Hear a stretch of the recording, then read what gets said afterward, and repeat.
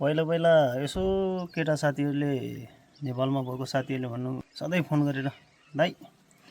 यो नेपाल साह्रै बिग्रियो अब अर्का देशमा गर्ने कति बस्नुहुन्छ अब नेपालतिर आउनु पर्यो नेपाललाई अलिकति सुधार्नु पर्यो भनेर सधैँ फोन गर्दै गरे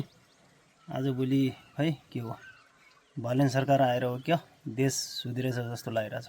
आजभोलि कल गर्न नै छोडेकै केटाहरूले सायद देश अलि पहिला आउँदा सुध्रेछ जस्तो लागिरहेछ नत्र उनी केटाहरूले डेली फोन गरेर होइन दाइ कहिले आउने हो नेपाल तपाईँ नभएर यहाँ नेपाल सुध्रेला जस्तो लाग्यो छैन भनेर भन्दै थिए अरे आजभोलि चाहिँ यो बालेन सरकारले गर्दा देश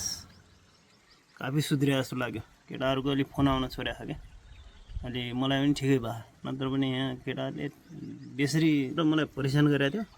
देश सुध्रिया जस्तो लाग्यो ल है त यो भिडियो पनि कस्तो लाग्छ हजुरहरूलाई लाइक कमेन्ट एन्ड सब्सक्राइब गरिदिनु होला साथमा यहाँ यस्तै रहेछ कहिले घाम कहिले पानी यहाँ आज फेरि घामले हैरान गराख हिजो अस्ति पानी परेर जाडो थियो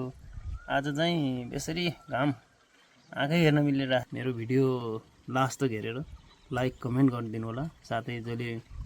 मेरो युट्युब च्यानललाई सब्सक्राइब गर्नु भएको छैन कृपया गरेर सब्सक्राइब गरिदिनु हुन